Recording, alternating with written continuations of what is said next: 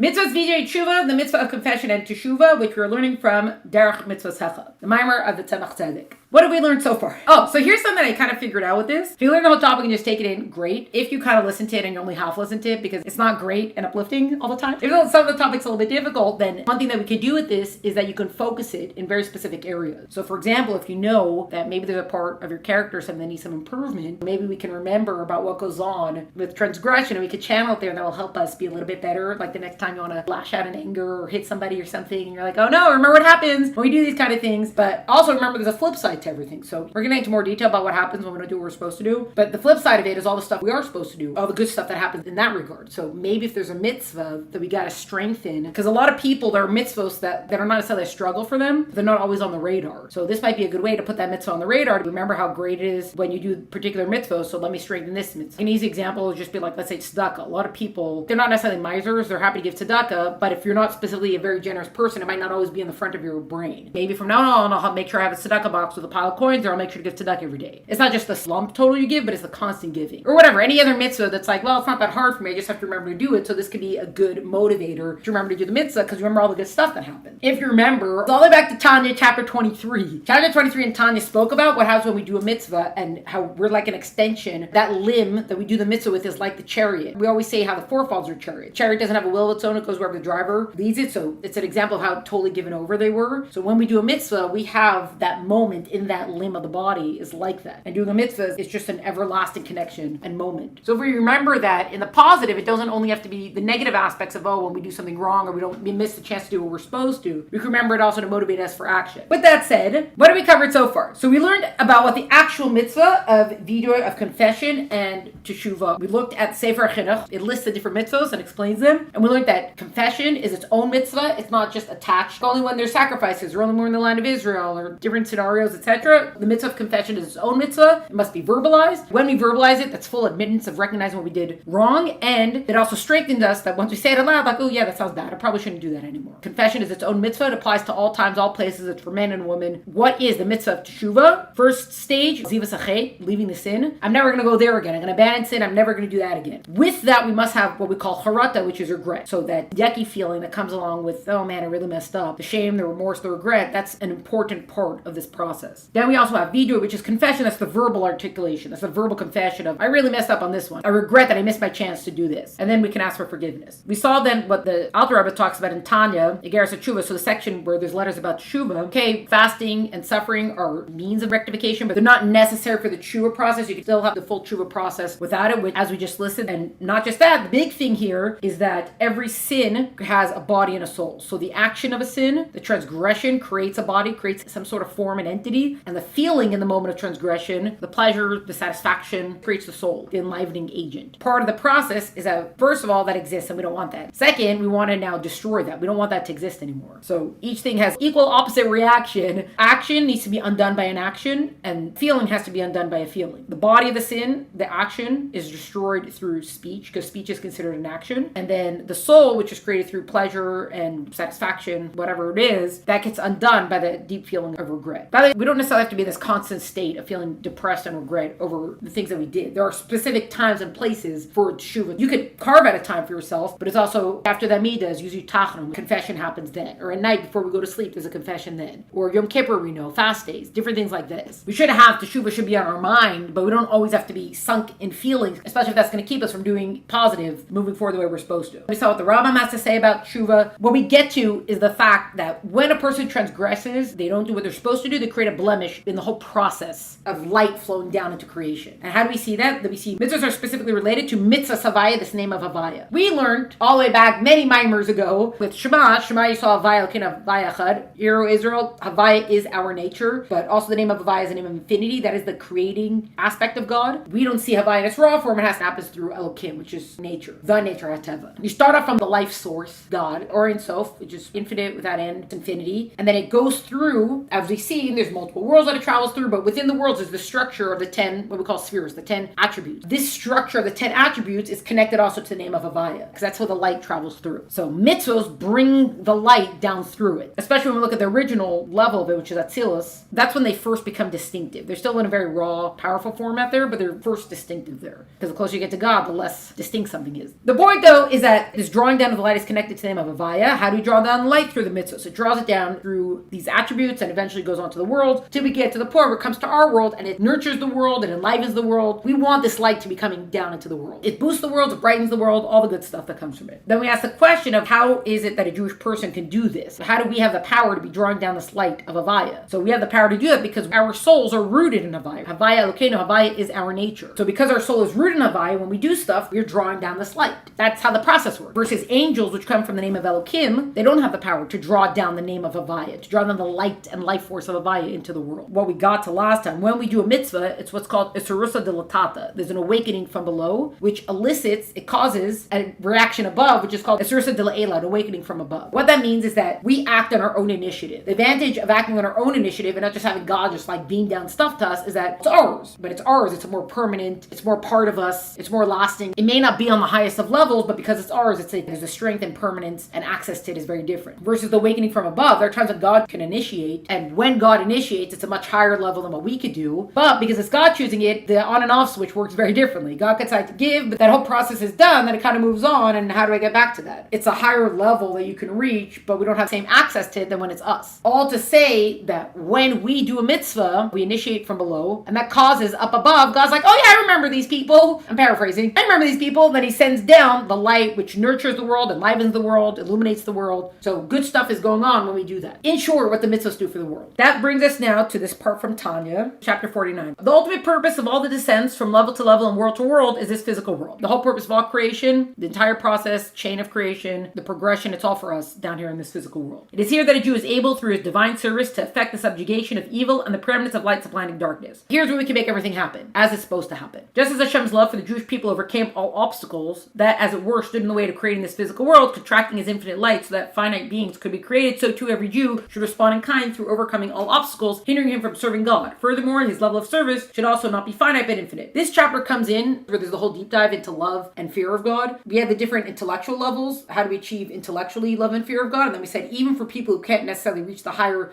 intellectual levels, there's a level of love that everybody could access. And that's when we start talking about having compassion on the soul and also speaking about Kamaim Apan Lapanim as water mirrors the face. So you think about a lowly person and a king raises him up. This is what God did for us when we left Egypt, etc. This chapter follows that. All we have to do is we have to awaken the reciprocal love. So we think about all the stuff that God has done for us. We'll have a reciprocal love in return because that is the nature of a person, that when someone shows you love, you have feelings of love toward them in return. Here it's talking about this idea that God overcame all obstacles. God, who is totally infinite, this great light, he should not be able per se to exist in the world. How can he make himself able to exist in the lowly physical world? He can't. And if he would do it in the raw format, obviously we can't exist anymore. How would a king be able to go down to the commoners? How can he stoop down to the low levels? How can he do that? What God does is he contracts himself, right? That's the whole thing of Tzemech. So this is the idea that there's an obstacle for God in the sense that he has to create some sort of format wherein he cannot fully be himself to come down into this world so that we can handle him. And God did that out of his love for us. That way the world could come into being. Remember, God created the void, the line that came into the void, the kav that came through. Creation happened from there. God creating this void, this absence. He doesn't literally remove himself, but it's whatever these terms mean for God, that he has to withdraw the intensity of his light. I'm not saying he withdraws himself, but God doesn't go anywhere. For him, per se, that's an obstacle because this is not God just being my full self. That's what it's talking about within this chapter, within this whole section even. So what it gets to with that is that we should reciprocate it. We want the reciprocal love, so we should do so in kind. As in the same way that God went against, quote unquote, his nature to contract himself so that we could exist in this world, we should do for him as well. That we should be able to put ourselves aside to do for him. So as water mirrors the reflection of a face, just as water reflects an exact replica of a face with the heart of man to his fellow man, the love of one person to another results in the other person's loving him as well. As God has laid down and set aside, figuratively speaking, his great infinite light and has stored it away and concealed it by means of 3 different kinds of contractions, and all this because of his love for lowly man in order to raise him up to God. So the whole process that God did so we could be in this world and we do mitzvahs, so that elevates us closer to him. To say God created a world in which man may serve him, and in so doing man is uplifted to God. But how is it possible for love to bring about contraction when love signifies kindness and expansiveness, while contraction and concealment characterize mind and restraint? So the question is, what are you talking about that love is contraction? Love, we know, it's on the right side, like water. It's about expansiveness. That's when we saw the whole sicha with Avram and Yitzchak. How do you say that Yitzchak is just like Avram? It's supposed to be love is expansiveness, but if he's the left side, is the fear side, that's contraction. That's what we did. That contraction leads to a greater level of love. This has inspired in the coming months. My next Substack rant is going to be about how self-love is a perversion of love, because love is not supposed to be turned inward. Love is supposed to go outward. Respect makes sense. But if you think about this whole emphasis on love, it's a perversion because love is for other people. But then you have v'ahavta l'recha kamocha is love your fellow like yourself. It does say that. So there is a level of self. But what is the self? What do we talk about when we say self? Love your fellow as yourself. It's not just your physical body. You're talking about your soul. Real love is your soul is when you look soul to soul, not when you look body to body. Body to body is what separates us. That's where the differences are. This is chapter 32 of Tanya. Love your fellow as yourself. You're talking about, I love my soul, which in a way I see it as being separate from myself. I don't see it as being the real me, even though it is the real me. So that is not the perversion of love. We're going to muddle it out and we're going to have a whole essay. It's going to be very exciting. But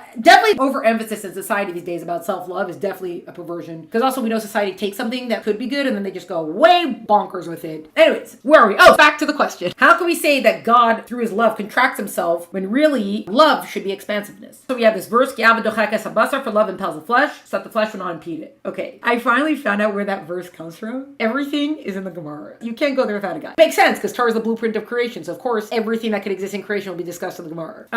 Says a basar comes. It talks about there are two sages that they were so fat that when they stood across from each other, a herd of oxen could pass underneath. I don't know what that means, but that's what it is. So they say to them, you're so fat, you're so obese, or whatever it is. And they say, you think we're fat? Our wives are even fatter. So then they say, well, how could you have kids then? The love impels the flesh. So then it says, why did we even bring this all up? They brought up to prove the lineage. Yes, the children are really their children. And it brings it up also to bring this point about when someone loves someone so much, it even basically has control over the physical self, over the body. That's what love can do. Literally everything is in the Gemara. Everything is there. Again, it emphasizes the point about how everything is in Torah. You think there's anything in the world that Torah doesn't cover somehow? It does. Because again, Torah is the blueprint for creation. So everything is there. And it's very freely spoken of. Think about like doctors, the way they just talk about stuff in a way. Of course, we're just studying this. The Gemara is a wild place. Anyways, back to this. So the Alter Rebbe takes that proof how love can override your own physical self, and the Alter Rebbe uses it to you're talking about God. We have proof of this. It's basically what the Alter Rebbe is saying. Gemara mentioned this. You should know that this is a true statement because God himself, his love for us, if you could try to imagine how great God's love is for us, can override what seems impossible. Thus, because of God's love for his people, he, figuratively speaking, set aside his great light and concealed it through many contractions and so on. Because we can't handle the great light in its raw format. We need some sort of filtering system. As such, how much more so, and an infinite number of times more, is it fitting that man also relinquish and set aside all he possesses, spiritually and physically, and renounce everything, to cling to him with attachment, desire, and longing, without any hindrance within or without, neither of body nor soul. Hindrances from within, nor money, nor wife and children, hindrances from without. None of these things should hinder him from cleaving to God. By renouncing them all, he sets aside even his most important needs for the sake of his love of God. This is not saying that a person has to become a hermit and give up everything. The point is that he shouldn't use these things as excuses for not being able to come closer to God. They're like, I gotta go do my next business deal. I can't daven right now. Even with the wife and the children, that it's not like my son's gotta do Little League on Shabbos or whatever, and it's so important for him, so we can't go to shul today. No, we don't have these excuses. The same way that God overrides everything, we should override everything. We should not let anything hold us back from connecting to God. Obviously, there's ways to do things, but we shouldn't let anything hold us back. Now, see what the idea of the mitzvahs drawing down the light. So each mitzvah is dependent on one of the four levels of the name Havaya. The Yud, and then there's the Hey, and then the Vav, and then the Hey. 4 letters in the name of Havaya. So as Zohar describes it, Ki Invin Desalyan